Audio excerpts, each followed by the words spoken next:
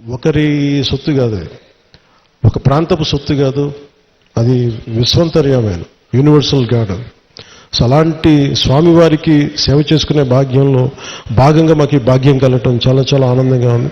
అలాగే మన అడ్డూరి లక్ష్మణ్ కుమార్ గారు ప్రత్యేకంగా చెప్తా, దీనికి గిరి ప్రదక్షిణ లాంటి ఉంటే బాగుంటుంది, మీరందరూ పూనుకుంటే బాగుంటుంది అనుకుంటే, నేను ఇది రామసేవ, అలాగే ఇది బజరంగ బలి సేవ, దీనికి నా వంతు కృషిని ఖచ్చితంగా చేస్తాను.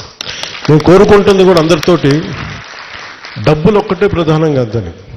నేను అందరూ సమిష్టిగా బజరంగ బలి భక్తులు, రామభక్తులు కోరుకుంటే జరగని రామకార్యానికి అడ్డే ఉండదు. అలాంటి రామకార్యాన్ని ముందుకు తీసుకెళ్లి బజరంగ బలి హనుమాన్ జీకి అసలు ఏది అడ్డు ఉండదు.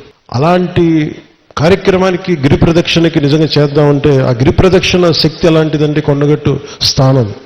ఇది తెలంగాణ రక్షణకి, దేశ రక్షణ కూడా పనిచేసేంత గొప్ప గిరి ప్రదక్షిణ అవుతుంది. అందుకని దానికి నా వంతు మనీ ఎలాగో చేస్తాను భవిష్యత్తులో, ఎంత ఒక బడ్జెట్ వస్తే.